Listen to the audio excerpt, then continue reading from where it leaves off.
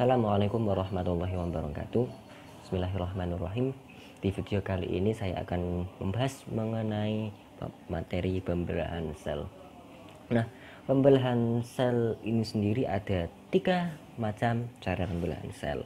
Yang pertama ada secara amitosis, yang kedua secara mitosis, yang ketiga pembelahan secara meiosis. Nah, kita masuk yang pertama, pembelahan secara amitosis. Amitosis berarti tidak melalui tahapan-tahapan, langsung membelah begitu saja. Contohnya terjadi pada sel-sel bakteri. Pembelahan yang kedua yaitu secara mitosis. Pembelahan ini melalui tahapan-tahapan dan terjadi pada seluruh sel-sel somatik atau sel-sel tubuh.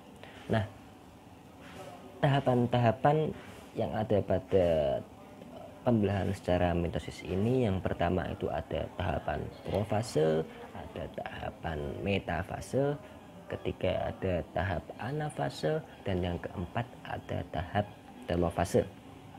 Untuk ciri-cirinya, yang tahapan profase itu dimulai dengan butir-butir kromatin itu akan berubah menjadi benang-benang kromatin yang kemudian berubah menjadi kromosom. Nah, setelah itu membran inti dan juga nukleolus itu kemudian akan menghilang, lalu kromosom tadi itu akan terduplikasi menjadi kromatid yang kemudian melekat pada sentromer. Setelah itu dua pasang sentriol yang ada di atas itu akan bergerak menuju ke arah yang berlawanan, kemudian itu akan mengikat kromatid itu dengan menggunakan benang-benang spindle yang diikatnya itu di bagian kinetokol, lalu kemudian akan masuk ke tahapan berikutnya yaitu pada tahap metafase. Nah, pada tahapan metafase ini kromatid yang diikat tadi itu akan tarik kemudian berjajaran di bidang ekuator, kemudian akan masuk ke tahapan selanjutnya yaitu pada tahap anafase, di mana kromatid yang ditarik tadi itu akan bergerak menuju ke arah yang berlawanan karena ditarik-tarik tadi. Selanjutnya masuk ke tahapan terakhir yaitu pada tahapan telofase, di mana kromosom tadi itu sudah sampai di kutubnya masing-masing.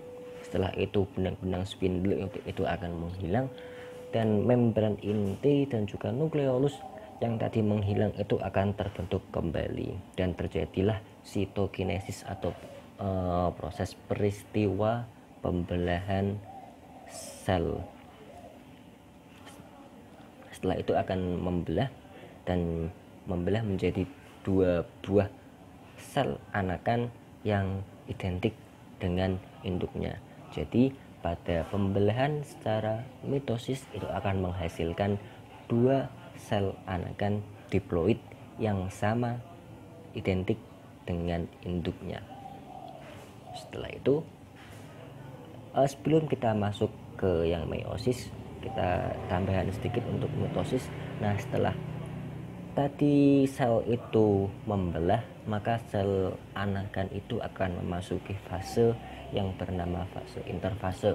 Nah, di mana fase interfase ini terbagi lagi menjadi tahapan-tahapan, ada tahapan G1, ada tahapan S, ada tahapan G2, di mana secara ringkasnya itu sel anakan itu akan tumbuh dan berkembang, akan melakukan sintesis protein dan lain-lain, dan yang nantinya sel anakan tersebut akan mempunyai ukuran yang sama dengan induknya yang kemudian akan siap untuk melakukan pembelahan sel lagi di waktu yang sudah ditentukan. Oke, lanjut ke yang pembelahan secara ketiga, itu adalah pembelahan secara meiosis yang juga melalui tahapan-tahapan, namun pembelahan secara meiosis ini terjadi pada sel-sel gamet atau sel-sel kelamin. Untuk tahapan-tahapannya itu hampir sama dengan yang tadi mitosis.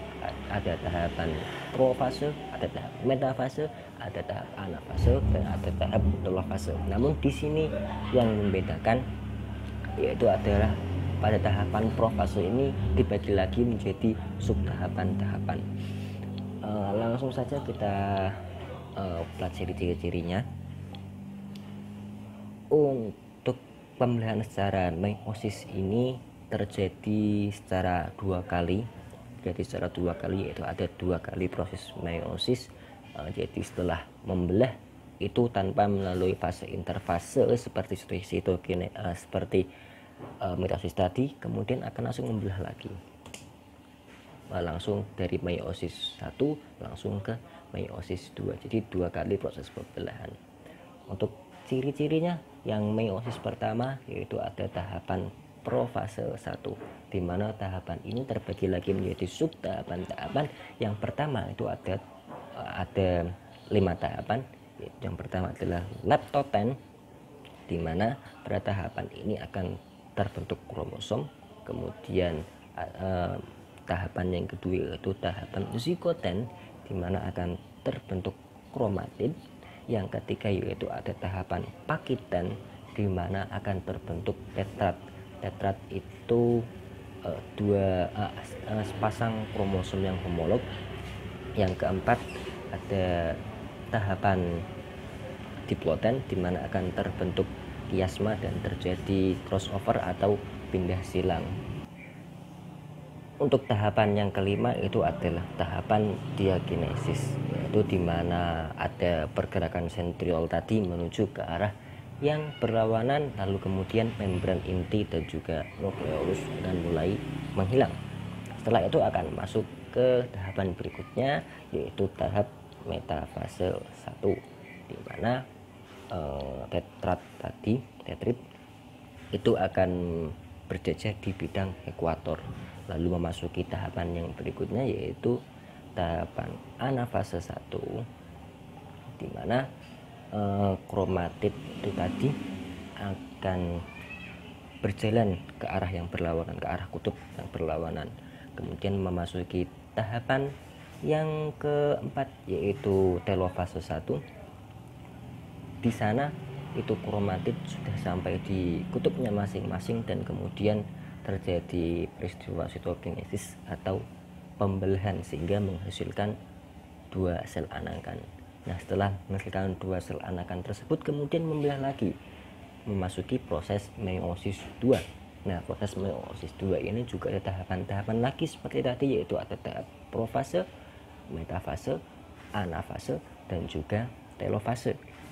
Untuk yang meiosis 2 pada tahapan profase yang kedua itu akan terbentuk benang-benang spindle. Kemudian untuk tahapan yang kedua yaitu ada tahap metafase, di mana kromatid itu akan berjejer di bidang ekuator. Kemudian memasuki tahapan yang ketiga yaitu tahapan anafase, di mana kromosom tadi itu bergerak menuju ke arah yang berlawanan. Setelah itu memasuki tahapan yang keempat yaitu telofase 2, yaitu di mana kromosom tadi itu sudah sampai di kutub masing-masing dan kemudian terjadi sitokinesis atau peristiwa pembelahan. Jadilah pada pembelahan secara meiosis ini akan dihasilkan 4 sel anakan haploid yang berbeda dengan induknya. Mungkin hanya itu penjelasan dari saya, kurang lebihnya mohon maaf. Akhirul kalam, wallahul muwaffiq ila aqwamit thoriq. Wassalamualaikum warahmatullahi wabarakatuh.